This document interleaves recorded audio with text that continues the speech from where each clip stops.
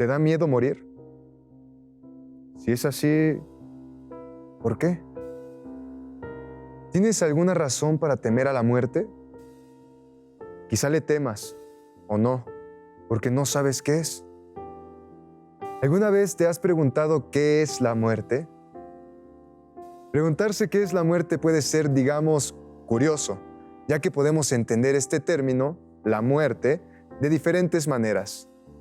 Por ejemplo, podríamos tomarlo de forma literal y responder que la muerte es el cese de las funciones vitales. Con esta aproximación, se vuelve muy fácil de responder otra pregunta. ¿Qué pasa cuando mueres? Lo que pasa cuando mueres es que tus funciones vitales se detienen, dejas de vivir. Pero muchas veces no es esto lo que queremos decir o preguntar. Si preguntamos qué es la muerte, quizá queramos saber si hay algo después de esta vida. Cuando preguntamos qué pasa cuando mueres, podemos querer saber qué tipo de cosas experimentamos cuando morimos o si vamos a algún lugar tras la muerte. Hay montones de respuestas a estas preguntas. Y es que la muerte es algo que ha intrigado a la humanidad quizá desde que los seres humanos comenzaron a existir. Un ejemplo muy claro de que la muerte nos ha intrigado desde hace mucho tiempo lo podemos encontrar en Sócrates. En el episodio ¿Por qué quiero lo que quiero?, hablamos un poco sobre la apología de Sócrates. ¿Lo recuerdan? En este texto, escrito por Platón, nos encontramos el juicio que enfrentó Sócrates por las acusaciones de Licón, Ánito y Mélito. Como recordarán, Sócrates fue encontrado culpable y la sentencia fue la pena de muerte. Sin embargo, Sócrates aceptó la sentencia. Tan es así que Sócrates incluso tuvo la oportunidad de escapar y no lo hizo.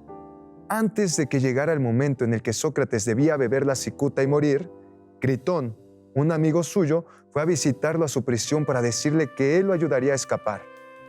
Pero Sócrates no aceptó y cumplió con su sentencia. ¿Por qué Sócrates decidió beber la cicuta y morir en lugar de escapar con la ayuda de uno de sus amigos? Hay diferentes razones que se le atribuyen a Sócrates para haber tomado esta decisión.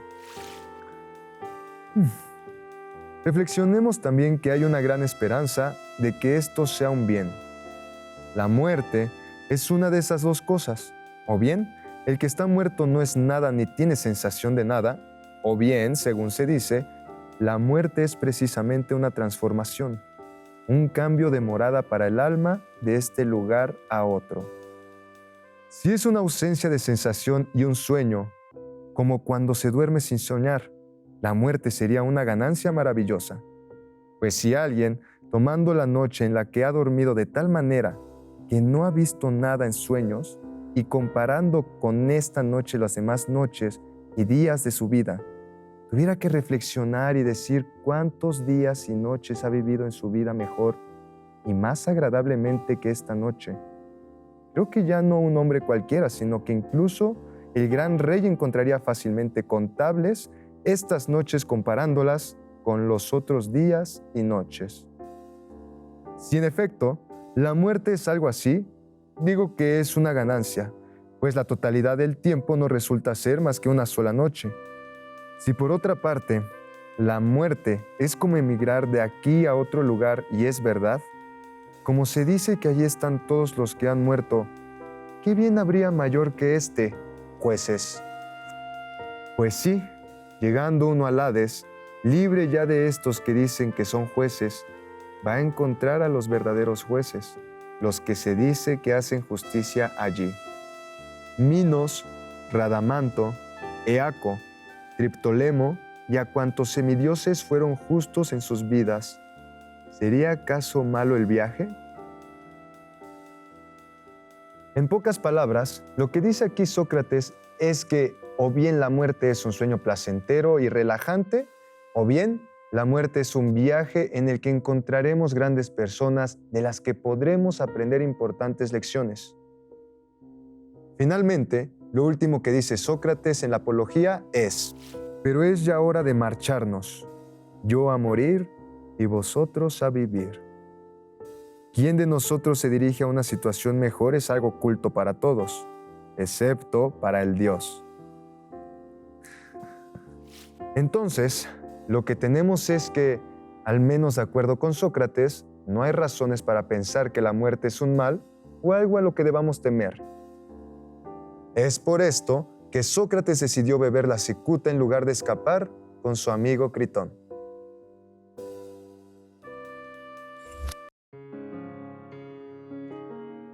Hola, Emi.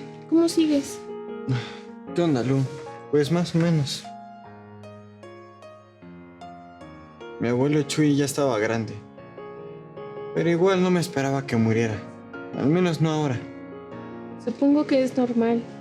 Sabemos que la muerte llegará, pero no es algo que les pase todo el tiempo a nuestros seres cercanos, o que nos imaginemos que va a pasar justo un día en específico.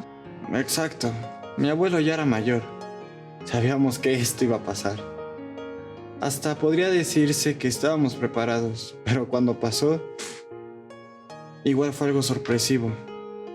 Lo lamento, Emi.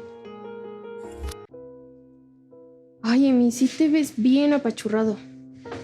Es que, ¿sabes? No solo es que mi abuelito haya muerto, ¿Qué más pasa, Emi? es que dejó todo un relajo. ¿Cómo? Mi abuelo no dejó nada en orden, pues. No tiene escrituras de su casa y su terreno. No dejó testamento. No sabemos si a alguien le quedó a deber dinero. Bueno, Emi, pero eso es material y no es lo más importante. Sí, no lo digo por eso. Lo digo porque seguro habrá problemas entre mi papá y mis tíos y tías. A mí no me importa tanto lo material, pero a ellos sí. Y va a ser un lío. Bueno, pero son todos hermanos. Seguro se van a apoyar. ¿Por qué te preocupa? No, Lu, no los conoces. Con decirte que el día siguiente del entierro ya estaba mi tía Guadalupe en la casa de mi abuelo. Que porque lo extrañaba. ¿Y qué tiene de malo? Pues que la vi revisando los jarrones. Seguro estaba buscando dinero. Ay, no inventes. Sí. Y cuando me vio hasta se espantó. Y nada más me dijo que siempre le habían gustado los jarrones. Estoy sin palabras. Ahora sí que como dicen, ni siquiera dejan que se enfríe mi abuelito. Ay, Emi, qué humor el tuyo para estos momentos. Es para no ponerme triste. Oye, pero ¿a poco tu abuelito sí tenía dinero en los jarrones? ¿No tenía todo en una cuenta de banco? No, hombre, Lu, para nada. Mi abue nunca tuvo una cuenta de banco. Y esa es otra. Ni siquiera sabemos si tenía dinero, cuánto tenía y dónde. Mi abuelo era, digamos, muy ahorrativo. Así que yo estoy casi seguro de que sí tenía un buen dinero. Y me preocupa que al rato vayan a decir que mi papá se lo robó. Ay, qué relajo. Ni testamento, ni escrituras, ni cuenta de banco. Exacto, Lu. Es un relajo y me estresa. Ay, Emi, lo lamento. Gracias, Lu. ¿Y don George no viene? Y te tengo otra, Lu. ¿Te puedo contar? Claro, Emi, con confianza. Pues te digo que mi abuelo era muy ahorrativo, pero demasiado. ¿Y qué tiene? Bueno, ya. Era codo, lo que se dice codo. Era bien avaricioso, pues.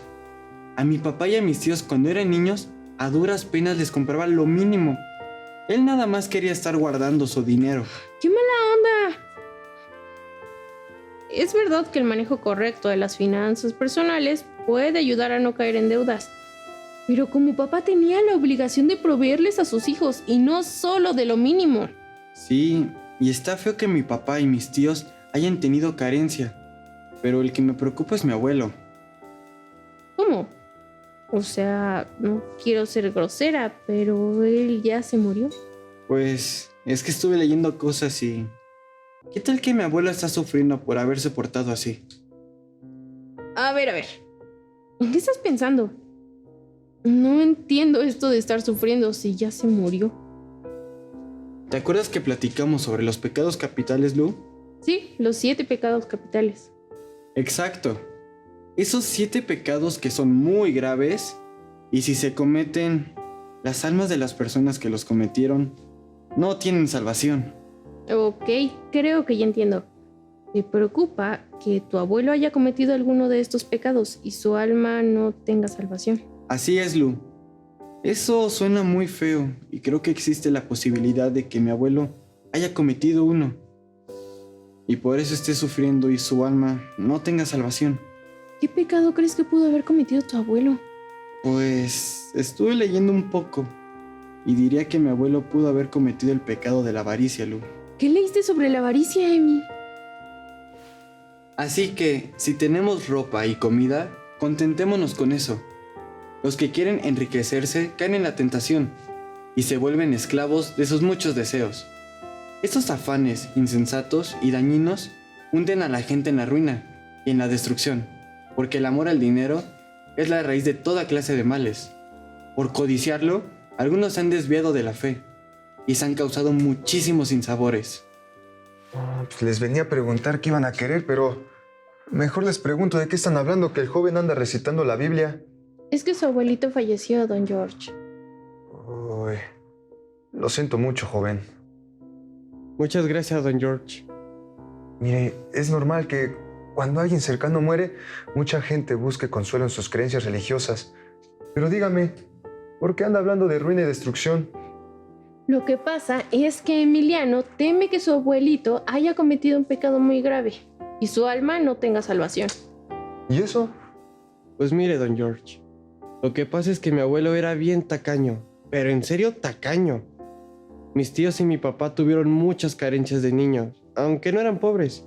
Imagínese, mi abuelo sí tenía trabajo y dinero, pero mis tíos siempre cuentan que aunque tuvieran sus zapatos rotos o ya no les quedaran, no les compraban hasta mucho tiempo después. Y todo porque mi abuelo no quería soltar ni un centavo. Uy, eso no suena muy bien que digamos, joven. Exacto. Y pues estuve leyendo y resulta que la avaricia es un pecado capital.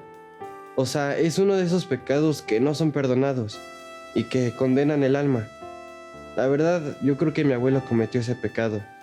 Y estoy muy preocupado porque esté sufriendo aún después de la muerte. Por eso le mencioné esa parte de Luna de la Biblia. Bueno, eso no fue lo que me llamó la atención. A mí lo que se me hace mala onda es que, teniendo los medios, su abuelo no le haya dado a sus hijos lo que le correspondía. Tenemos obligaciones con nuestros niños y niñas. No nada más es tenerlos por tenerlos. Bien dicho, don George. Ya ve que hay mucho padre desobligado. Y si su abuelo era así, ¿por qué está preocupado por su alma? Pues miren, todo eso es algo que a mí me contaron.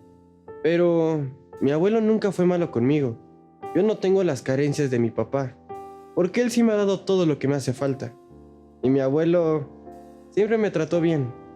Cada que iba a su casa me recibía con mucho cariño y me gustaba que me contara sus historias. Yo diría que como abuelo no falló. Pues con razón. Tal vez mi abuelo pudo haber hecho un mejor trabajo como padre. Pero ese es el punto. No lo hizo y ahora puede estar sufriendo. Entonces a usted le preocupa lo que le pasa a su abuelo después de que falleció. Exactamente, don George. Eso es lo que lo tiene todo apachurrado. Yo hasta le dije que le invitaba a los nuevos tacos de soya, pero vino más bien por inercia. ¿Y usted qué piensa de todo esto? Yo respeto, pero la verdad es que no sé qué pase después de la muerte, si es que pasa algo. Ah, como el buen Sócrates. ¿Por qué como Sócrates?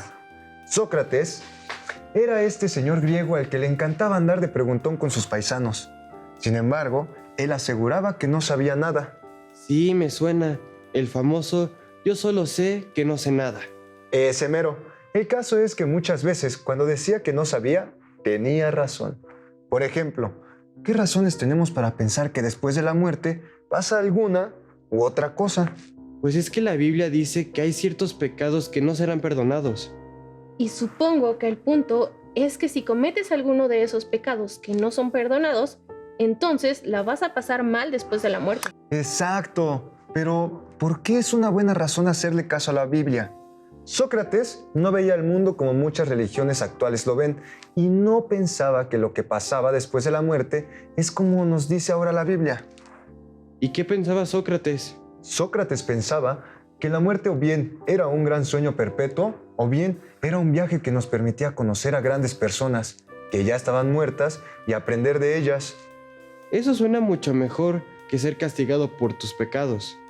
Definitivamente, pero lo que quiero decir es esto. ¿Por qué deberíamos hacerle caso a la Biblia y no a Sócrates sobre lo que pasa cuando morimos? ¿O por qué deberíamos hacerle caso a Sócrates y no a la Biblia sobre lo que pasa cuando morimos? Sí, Claro. ¿Qué razones tenemos para pensar que alguna de estas posiciones está en lo correcto respecto a lo que pasa después de la muerte? así es, jovenazo. Después de todo, ¿cuántas personas han experimentado la muerte y nos pueden decir bien a bien qué pasa? Ninguna que esté viva. Pero si nadie ha experimentado la muerte y nadie nos puede decir qué pasa, ¿tenemos alguna razón para pensar que pasa algo en particular después de que morimos? Parece que no. Por lo que sabemos hasta ahora, la Biblia tiene las mismas razones para pensar que después de la muerte se castiga a los pecadores que las que tiene Sócrates para pensar que después de la muerte conoceremos a eminentes personas que nos enseñarán muchas cosas. Le dio en el mero clavo, señorita.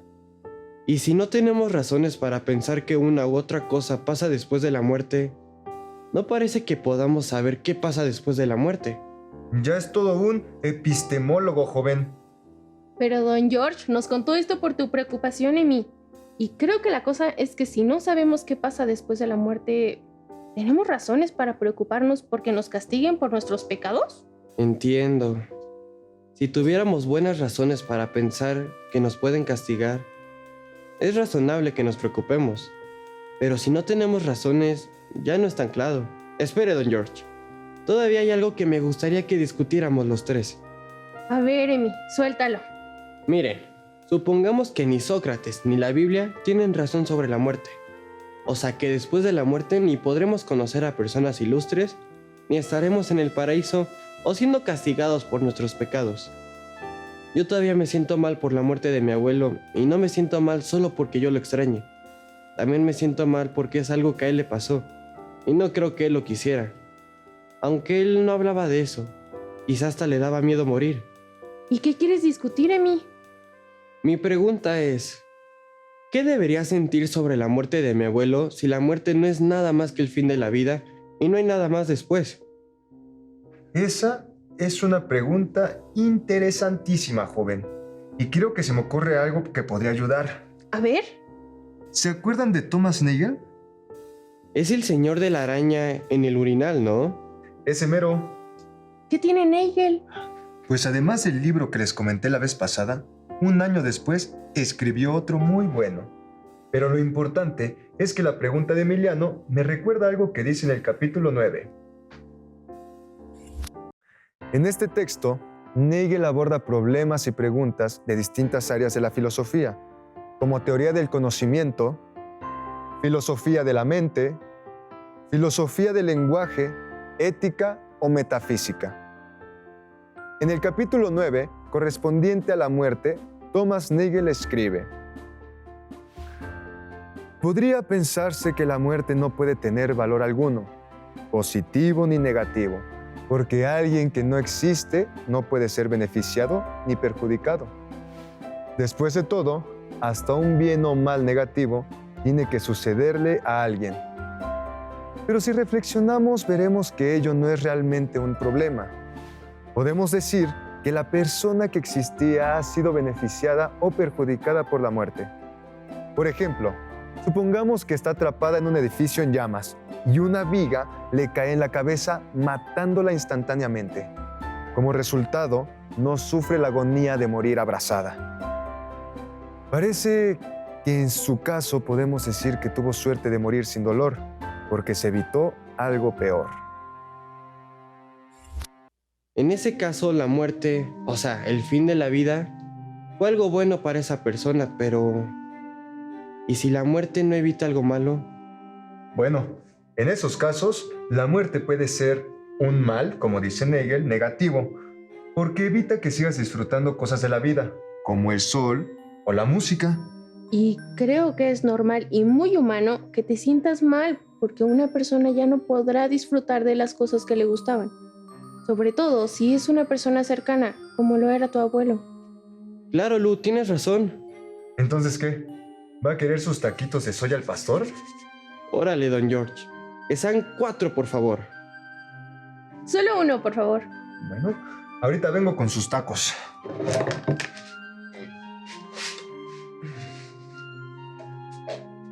Don George sabe un buen. Sí, se ve que le da duro a la filosofía. Y bueno, la verdad es que me siento mejor. Sé que no se me va a pasar completamente ahorita, pero hablar con ustedes me sirvió para pensar y para desahogarme. Me da gusto a mí. Para eso te traje, para animarte un poco. Bueno, pero no esperaba que tuviéramos esta conversación con Don George. ¿O me vas a decir que sí? Para nada. Yo pensaba animarte con los tacos. Bueno, entonces, ¿qué? ¿Sigues preocupado por tu abue? Ahora me parece mucho más difícil estar preocupado. Por más que se me ha enseñado que después de la muerte vamos al cielo o al infierno, ahora no puedo evitar cuestionarme si de verdad es así. ¿Realmente alguien sabrá si hay algo después de la muerte? Uy, a mí se me hace que no. Pero tampoco quiero caer en lo mismo que otras personas han caído, que es estar bien seguras de algo sin tener razones. Tienes razón. Y eso es algo que podemos aprender para diferentes temas, y no solo para la muerte. Claro, parece muy prudente no tener confianza ciega en algo si no tenemos razones que lo respalden. También puedo entender mejor por qué lamento que mi abuelo haya muerto. Seguro él hubiera querido seguir haciendo las cosas que disfrutaba, pero ya no podrá.